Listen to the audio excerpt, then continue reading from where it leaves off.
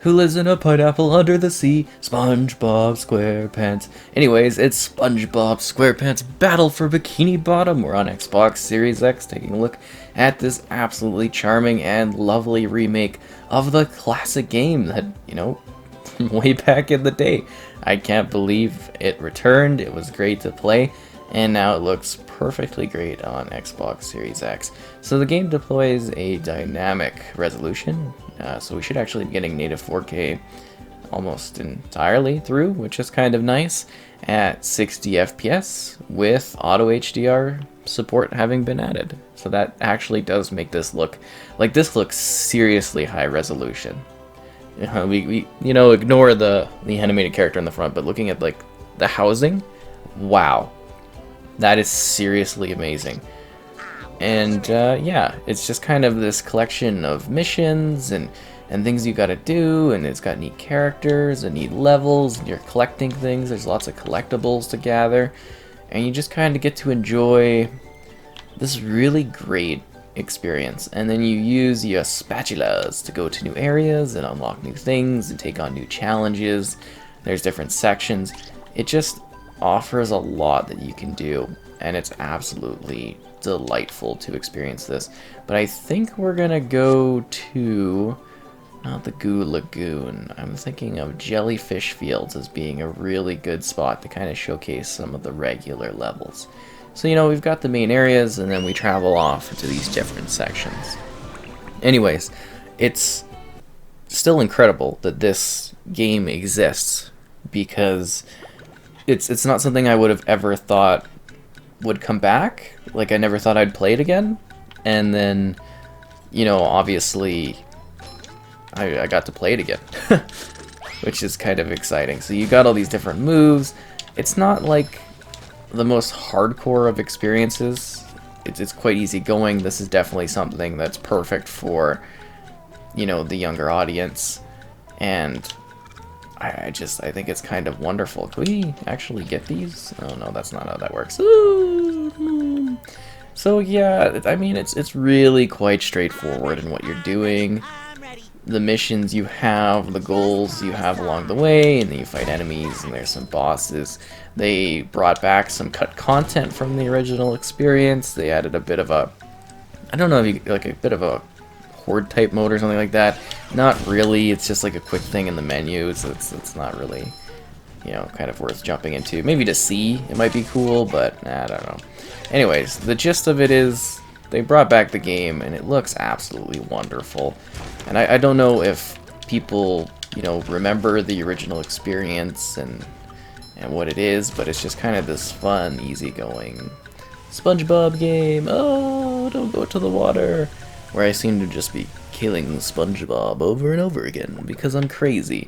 But no, it's kind of just a really enjoyable experience. There's little secrets to find, puzzles to solve, battles to be had, enemies to be taken on. It's just really great. I mean, I don't know. It's probably not for everybody, but it's definitely something I really love playing. It looks so amazing. And ow. And while it's not necessarily, the most complex of gaming experiences, understand that this is meant to be a remake of a classic game. And the fact that, the licensing was able to make this happen, that they were able to rebuild the game like this, it's kind of miraculous. It truly is. And then to see it kind of running well here, I don't know, I love that it's a thing. To me, that's the most magical aspect of this. And then it's so, like, cleanly running, like, it's so, like, the colors pop in the resolution, the visuals, like, they look so full of depth. And obviously oh jeez, I can't believe I keep having that happen to me. And obviously we see little bits of like load it or pop in some areas where it's loading and stuff, but like you really don't notice that when you're playing, and the target audience isn't going to notice that either, because it's not really necessarily for me. Well, maybe the fact that this is like a remake of an old game that I was from my youth means that it's kind of for me. I do think the intention is that this is something you know, for the younger audience, the new generation of SpongeBob, you know, kind of viewers to maybe play and check out and get into. I think perhaps that is the thing to look at when you're looking at who exactly this is for. And also those that want a little bit of a nostalgia boost under the sea. And we're just kind of going through here, just taking it in. It's really quite delightful. And of course, just smashing things too. Obviously, this is not like too difficult. There's some like challenging things where you're trying to get like collectibles, but oh look, you can even see the housing and everything from here. Don't really look back there. It's also like what's amazing is that you can see that like really clearly detailed over there, like very clearly detailed in the backdrop. To me, that's kind of nuts that we're getting to this. Well, resolution, like type of resolution and scale in games. Again, I get that it's like kind of a simplistic level setup, and they're not too complex, but they're just sort of fun. You know, some interesting puzzles and interesting things you do, and things you have to battle against. It's just kind of a really exciting sort of game to see present here. And just to jump back into it, because it's fun for me. It's just an easygoing, enjoyable time. Wow. Although it might be very hardcore for some, I understand. I don't know, it's just kind of a weird, wacky game. SpongeBob. And just having fun along the way. Am I going somewhere in particular by doing these bouncy pant things? Or am I going to have to come back and it's going to be a real pain to deal with? Bouncing high. Ooh. Oh yeah, I think we did this. Is this where you jump down and you go down and do the thing? Yeah, okay, we've done that. But good vantage point, right? And it just feels like smooth and stuff too. It's kind of nuts. And then you can go to the different areas. Maybe we should go to, I don't know, Bikini Bottom. That's a fun place. I'm trying to think of a lovely location. Yeah, you know, the Goo Lagoon is kind of a lovely spot. You know, let's travel over there. Again, benefiting from the faster loading of the next generation. Woo! I don't know. This is kind of cool. This is a neat spot too. You can connect the towers, and there's, you know, it's just different visuals. Ow. Why am I having so many issues there? Oh, and the music, yeah. It's so cool when you get to see something you really love come back years later with a fresh coat of paint and it actually looks incredible. And like actually feels like, you know, obviously this runs a lot better than it did back in the day, but it kind of like feels and plays and looks like how I thought the game did when I was playing it back in the day, you know, with the rose tint goggles or whatever, glasses. Children's balloons have been overfilled. I don't care. Anyways, it's just kind of a neat effect to be able to experience it like this. And then there's also like different characters too.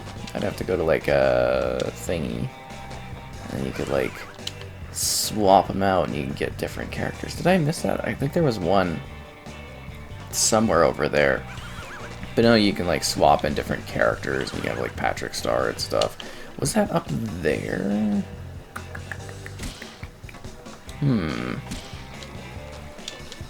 Should make fun of the robot SpongeBob just because he can't climb up here.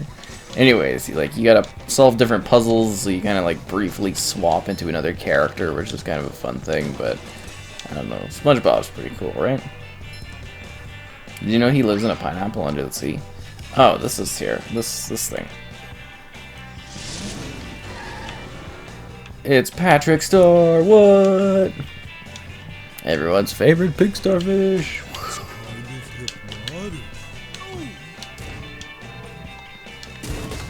There goes that UFO, am I right? You know, there's tons of collectibles to work towards, different missions, things to do, challenges, somewhat engaging puzzles, you know, different objectives you can engage in along the way. It's just kind of fun. And, you know, different areas call for different character situations, which is kind of delightful. I think this goes off into like, yeah, there's an amusement park over there. I love how you can see like the whole level out in the distance. To me, that is just the coolest thing.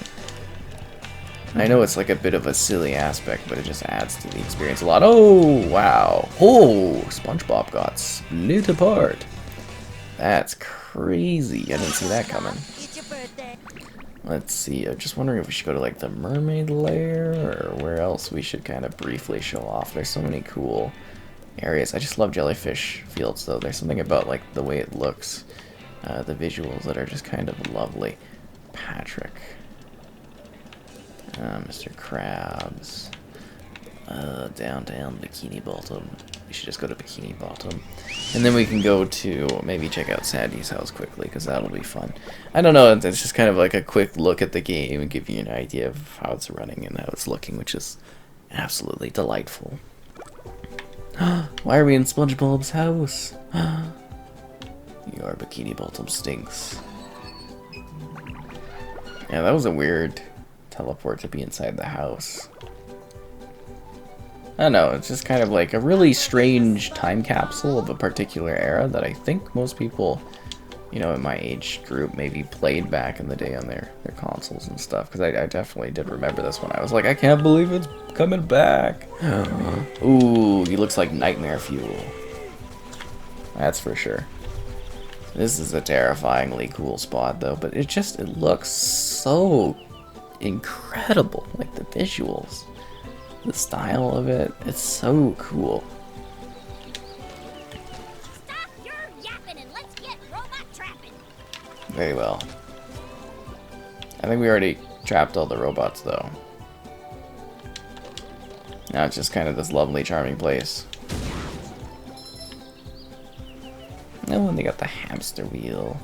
Well, I guess is it a squirrel wheel technically?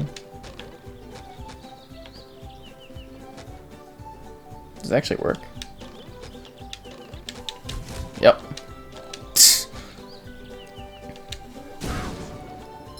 I don't think there's any more robots handy.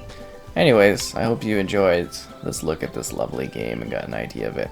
Because it's kind of fun being, you know, this guy who lives under the sea.